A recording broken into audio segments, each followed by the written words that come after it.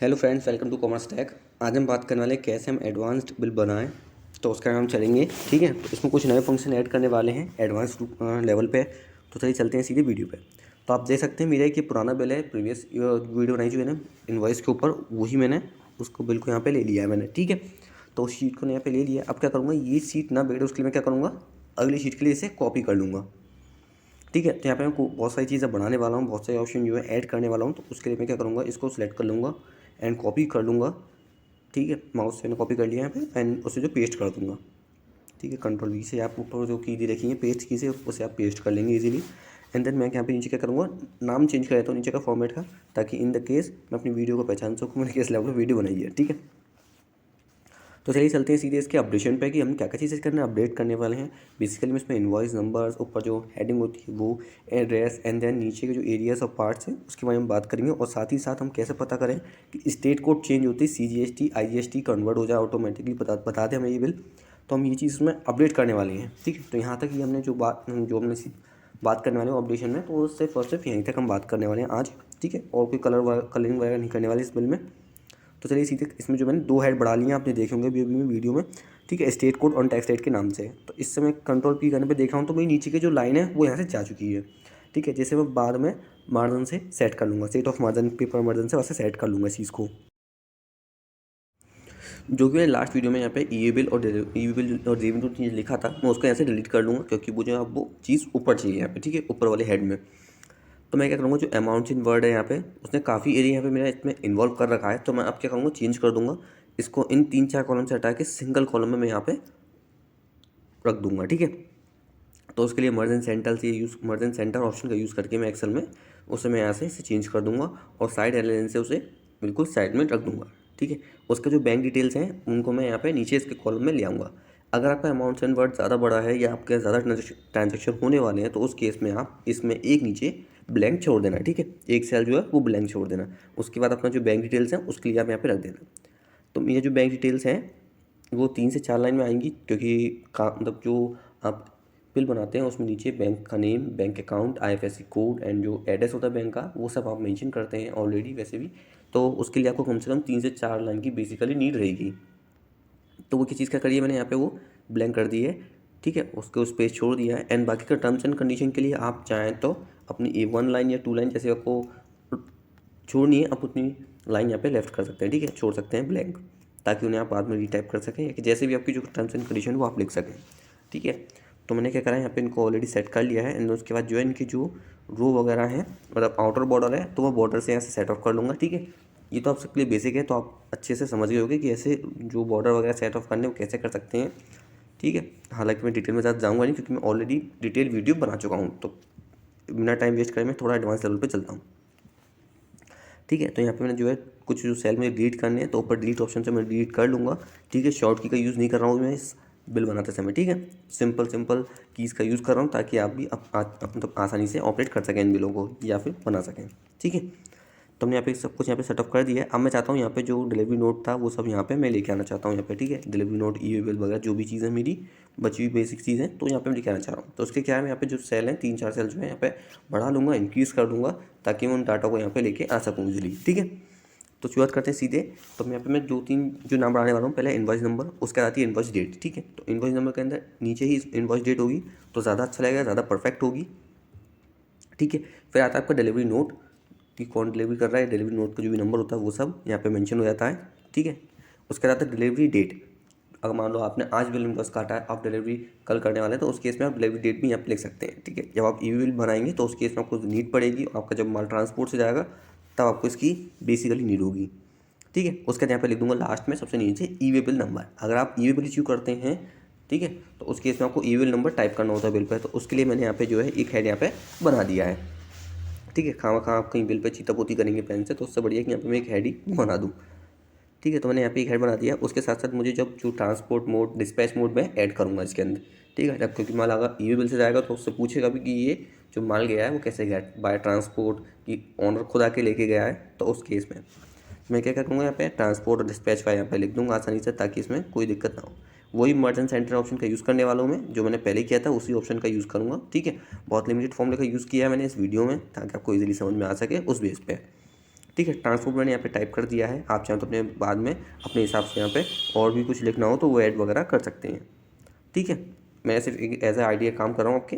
ठीक है, और उसमें आप चाहें तो आपको भी कोई और क्रिएटिविटी दिखी तो आप वो भी इनरोल कर सकते हैं इसके अंदर। ठीक है, उसके साथ साथ मैंने डिस्पैच वाई लिख दिया है कि डिस्पैच वाई किससे जा रहा है। आप चाहें तो यहाँ पे ड्राइवर नेम वगैरह जो भी है आप नीचे एक दो ऑप्शन और बनाना चाहो तो बढ़ा सकते हो। ठीक है, इसमें मैंने ये चीज़ कर दी है, बट मैं क्या करूँगा इस बिल को लिमिटेड बनाते हुए और ऑप्शन नहीं बनाऊंगा इसके अंदर, और नेम नहीं ऐड करूँगा इसके अंदर। ठीक है, मैंने सिर्फ इतने ही नाम यहाँ पर दिए और साथ बस एक और चीज़ ऐड करूँगा इसके अंदर, वो होती है यूनिट नाम से। ठीक है, अब मान लो जैसे कभी आप माल सप्लाई करते हो ट्रांसपोर्ट पे, तो आपका सारा माल इकट्ठा होकर एक कार्टून में चला जाता है, तो उस केस में आप बता सकोगे बिल पे कि हमारा एक कार्टून गया है कि 2 कार्टून बने हैं, तो वो आपको मेंशन करना बहुत रहेगा, अच्छा रहेगा। ठीक है, उसके लिए मैं यहाँ पे मेंशन कर दूँगा। और एक बात और ध्यान रखें, ऊपर जो मैं टैक्स इनवॉइस लिख रहा हूँ, टाइप कर रहा हूँ, तो उसमें क्या है आपको बताना ज़रूरी है कि आपका बिल जो है टैक्स इनवॉइस है, एग्जेम्प्टेड है, या जो भी आप यहाँ पे ऊपर मेंशन कर दीजिए, तो इससे क्या होगा वो बढ़िया रहेगा। ठीक है, तो इससे पता चलेगा कि आपका बिल टैक्स इनवॉइस है कि क्रेडिट नोट है, तो बिल को पहचानने में थोड़ा सा आसानी होगी। अभी ऊपर ऊपर तिरछा मिर्चा आ रहा है तो उसे हम सही कर लेंगे बाद में। ठीक है, बात करने वाले हैं कुछ और चीज़ों के बारे में, तो सीधे चलते हैं उनके लिए। ठीक है, तो अब ज़्यादातर चीज़ें मैंने यहाँ पे सेट ऑफ कर दी हैं, बट थोड़ा सा मुझे क्या है स्पेस ज़्यादा लग रहा है, मगर उसके लिए मैं क्या करूँगा ऊपर जो मेरा एड्रेस है वो अपडेट करना होगा, क्योंकि मेरा जो नया एड्रेस है वो कुछ और है बिल पे। ठीक है, हालांकि सब चीज़ जो है वो सब फेक है। ठीक है, बिल का एड्रेस वगैरह जो भी चीज़ें हैं वो सब फेक है, कोई भी रियल नहीं है। तो मैं क्या करूँगा थोड़ा सा एड्रेस बढ़ा दूँगा, क्योंकि अगर ज़्यादा लंबा एड्रेस होता है तो अच्छा लगता है बिल पे, थोड़ा देखने में अच्छा लगता है। ठीक है, तो आप अगर कभी बिल बना रहे हैं तो उसमें जो भी फ्लैट नंबर वगैरह जो भी दे रखा है वो आप मेंशन कर सकते हैं। नियर लैंडमार्क जो भी वो मेंशन कर सकते हैं। उसके साथ साथ सिटी है तो सिटी और आपका जो स्टेट है वो सब यहाँ पे आप मेंशन कर दीजिए विद पिन कोड। ठीक है, पिन कोड होना बहुत ज़रूरी है बिल में। ठीक है, तो आप पिन कोड यहाँ पे जो है मेंशन कर देंगे। तो गाइस अब मुझे नीचे जो सेल है वो 13 सेल है, उससे थोड़े ज़्यादा लग रहे हैं, तो मैं एक सेल को क्या है डिलीट कर लूँगा। वैसे भी 13 नंबर्स आपको पता ही है, बहुत से लोगों की अपनी मनगढ़ंत कहानी है इसके ऊपर, तो इसका हम बात नहीं करेंगे, सीधे चलेंगे हम बिल पे। ठीक है, 13 नंबर को क्यों लेना बीच में। उसके बाद क्या करूँगा मैं यहाँ पे जितनी भी यहाँ पे जो एक्स्ट्रा मुझे लग रहा है कि मुझे शायद कुछ चीज़ें यहाँ से हटा के साइड में लग देनी चाहिए थी। ठीक है, ऐसा मुझे लग रहा है, तो अपने बिल में कुछ ऐसा ही करने वाला हूँ मैं। ठीक है, तो नीचे से मैंने एक ब्लैंक तो डिलीट कर ही लिया है। टोटल 12 नंबर के सेल छोड़ दिए मैंने आइटम्स को लिखने के लिए यहाँ पे। ठीक है, आइटम वगैरह मेंशन करने के लिए यहाँ पे मैंने 12 नंबर छोड़ दिए नीचे, और यहाँ पे क्या है मैं यूनिट लिख दूंगा। जैसे कि मैंने आपको बताया था यूनिट का होना बहुत ज़रूरी है, तो यहाँ पे जो है मैं यहाँ पे यूनिट को यहाँ पे टाइप कर दूंगा। ठीक है, तो ये बताएगा कि आपके जो कार्टून वगैरह कितने बंदे हैं, तो उस मतलब कितने बने हैं कार्टून, तो उसके लिए आपको यहाँ पे मेंशन कर देंगे आप कि आपका एक कार्टून है या 2 कार्टून है, तो वो चीज़ आप यहाँ पे इजीली मेंशन कर सकते हैं। ठीक है, उसका भी मैंने यहाँ पे पूरी तरह से फिक्स कर दिया है। उसके बाद क्या है मैं ऐसे डिलीवरी नोट को थोड़ा सा हटा के यहाँ पे रख दूँगा। ठीक है, क्योंकि मुझे थोड़ा सा ये अब अनअपडेट लग रहा है, तो मैंने यहाँ पे क्या करा है, अब यहाँ पे थोड़ी जो जगह थी, जो स्पेस था, वो बेसिकली पूरी तरह से यूज़ कर लिया मैंने। ठीक है, अब जो एक्स्ट्रा सेल था मैं उसको यहाँ पे डिलीट कर लूँगा डिलीट ऑप्शन की मदद से। नॉर्मली और कैजुअली भी आप जानते होंगे चीज़ को, तो ठीक है, तो वैसे मुझे बताने की ज़रूरत नहीं पड़ेगी आगे भी इन चीज़ों के बारे में। ठीक है, तो इनका जो भी मर्ज एंड सेंटर करना है या बॉर्डर करना है, तो मैंने बॉर्डर से बॉर्डर का यूज़ कर लिया, बॉर्डर ऑप्शन का यूज़ करके इनके बॉर्डर लगा लिए हैं और बॉर्डर हटा भी दिए हैं। ठीक है, क्योंकि बॉर्डर लगे हुए आ रहे थे तो मैंने वो दोनों बॉर्डर यहाँ से हटा दिए। उसके बाद सेम मैं ही जीएसटी नंबर के आगे ही मैं बिल्कुल मोबाइल नंबर रख दूंगा, क्योंकि जीएसटी नंबर जो होता है आपका 15 नंबर्स का होता है, और 15 नंबर्स के हिसाब से ये जगह काफ़ी ज़्यादा लग रही थी मुझे, तो मैंने क्या करा उतनी जगह स्पेस छोड़कर मैंने उसमें मोबाइल नंबर ऐड कर दिया है। और साथ ही साथ जो मेरा टैक्स रेट है वो भी मैं ऐसे ही सेम स्टेट कोड के सामने यहाँ पे प्रेजेंट कर दूँगा। ठीक है, तो यहाँ पे जो एक्स्ट्रा सेल थे वो यहाँ पे फिर से मैं यहाँ पे जो है डिलीट कर दूँगा। ठीक है, अगर आपका बिल ज़्यादा बड़े साइज़ का है या ज़्यादा कम क्वांटिटी का है, तो आप चाहें तो उस केस में इन चीज़ों को ऐसे ही रहने दे सकते हैं एज इट इज़, बट मैं क्या अपने केस में थोड़ा सा मैंने डिलीट कर दिया है। ठीक है, और बाकी सब तो वैसा कि सेम ही सेम मैंने यहाँ पे रहने दिया है। अब मैं प्रिंट करके चेक करता हूँ कि कहाँ पे क्या क्या चीज़ आ रही है। तो मेरी क्या है स्टेट कोड पर यहाँ पे टैक्स रेट पे ऊपर जो है आगे की ओर लाइनर आ रही है। ठीक है, तो बॉर्डर आ रहा है थोड़ा सा, तो मैं क्या करूँगा उस बॉर्डर को यहाँ से हटा दूँगा।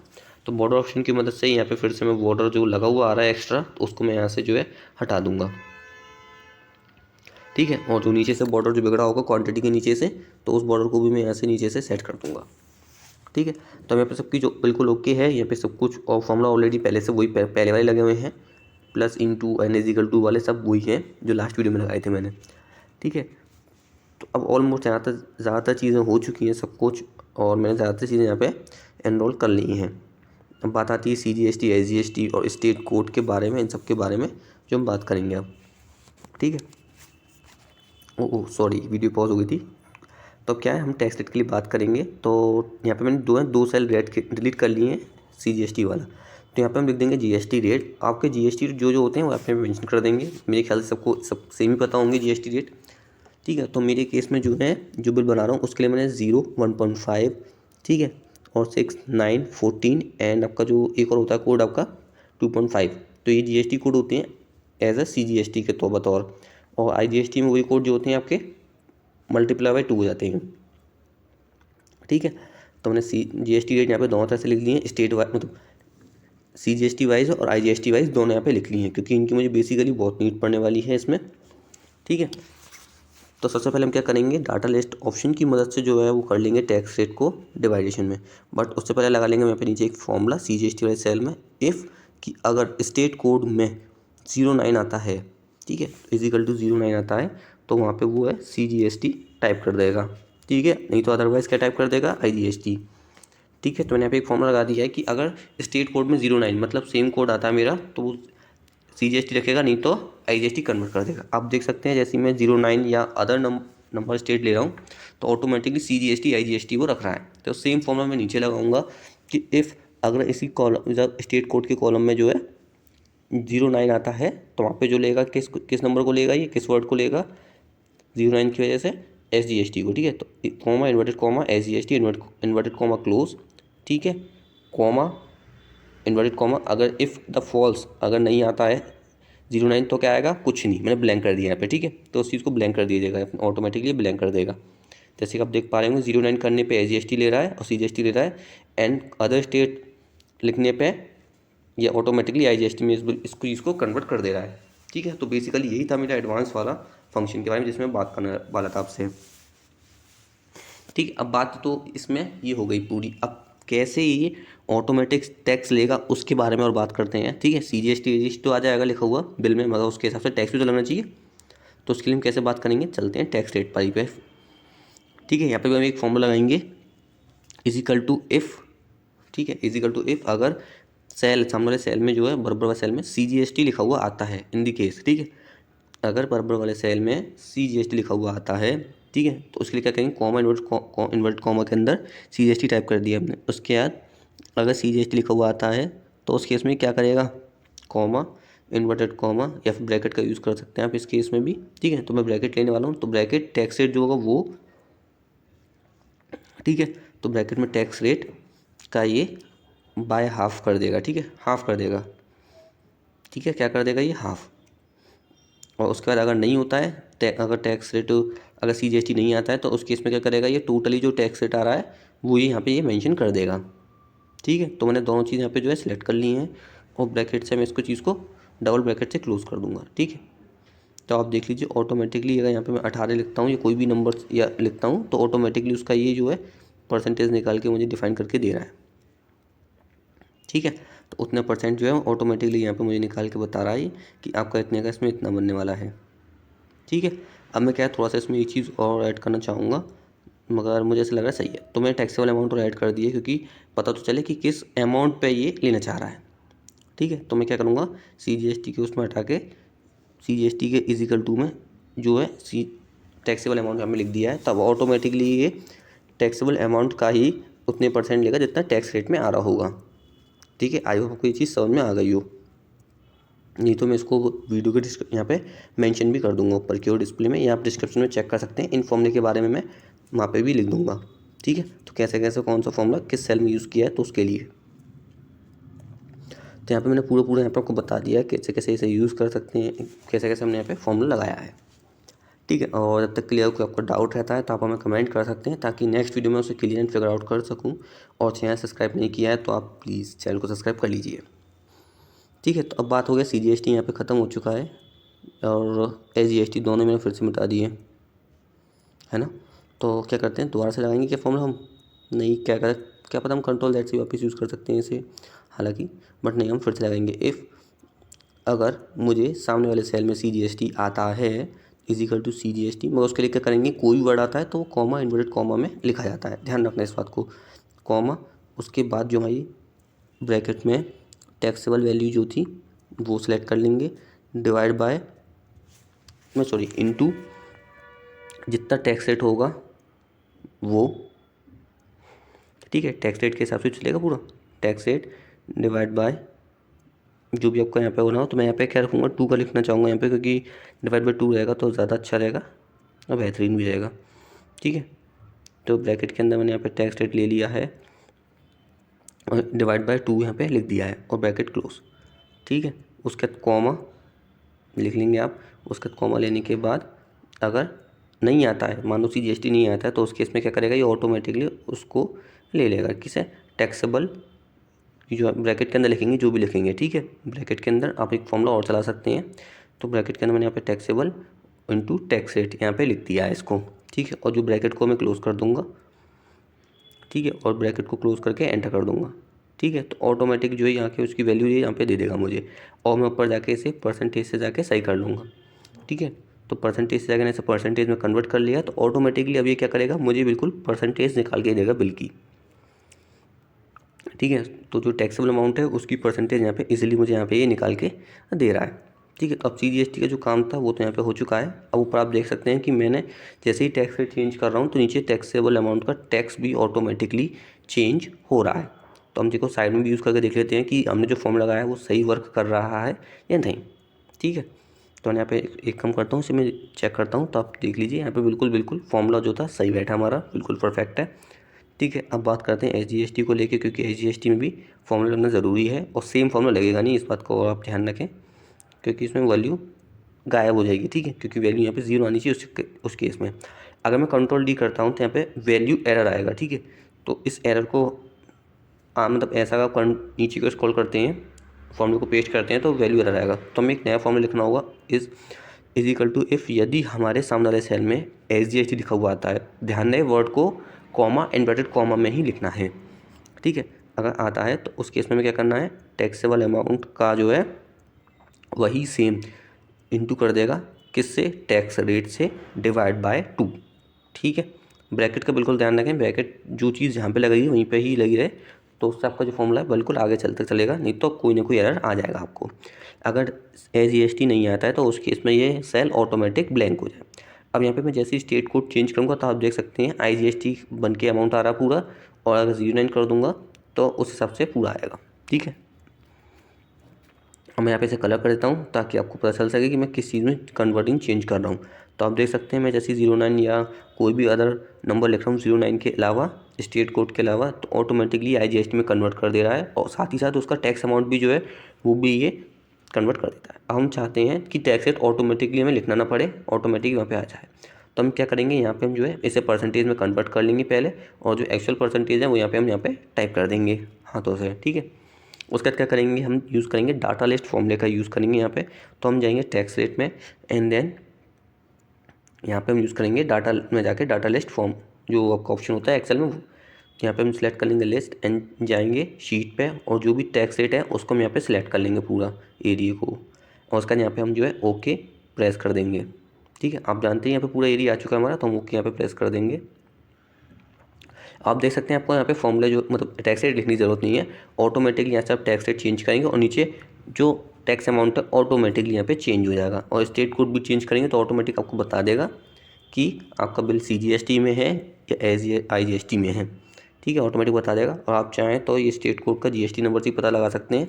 बट एक बात ध्यान दें, ये फॉर्मूले पे फॉर्मूला काम नहीं करेगा ऊपर। ठीक है, अभी फिलहाल ये फॉर्मूले पे फॉर्मूला जो है वो चीज़ काम नहीं करेगी अभी।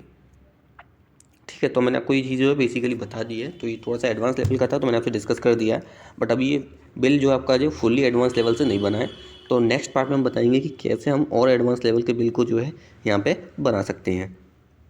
ठीक है, मैंने कोशिश करी थी यहाँ पे कि आपको बता सकूँ कि जो स्टेट कोड जो है अगर हम GST नंबर से लेते हैं तो उस केस में क्या ये फॉर्मूला काम करेगा या नहीं करेगा ऑटोमेटिकली, तो वो चीज़ देखने के लिए मैंने यहाँ पे इसे यूज़ की है। बट हुआ क्या कि यहाँ पे अगर हम चेंज करते हैं तो इससे इसका कोई इफेक्ट नहीं पड़ रहा है, क्यों, क्योंकि इसने जो फॉर्मूला लगा रखा है वो टाइप पे ही लगा रखा है।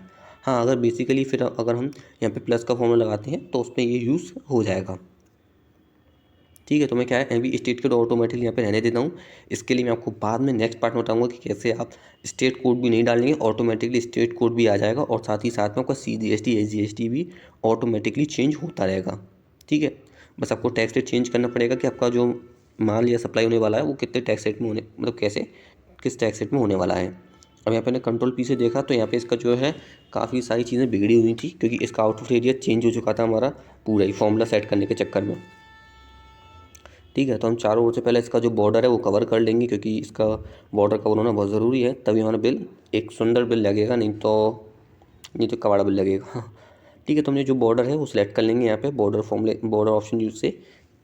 ठीक है, तो यहाँ पे जो है मैंने बॉर्डर सेलेक्ट कर लिए हैं। अब साइड में जो प्रिंट एरिया में ये पूरा नहीं आ पा रहा है, तो उसका भी थोड़ा सा ध्यान और ख्याल रखना ही होगा।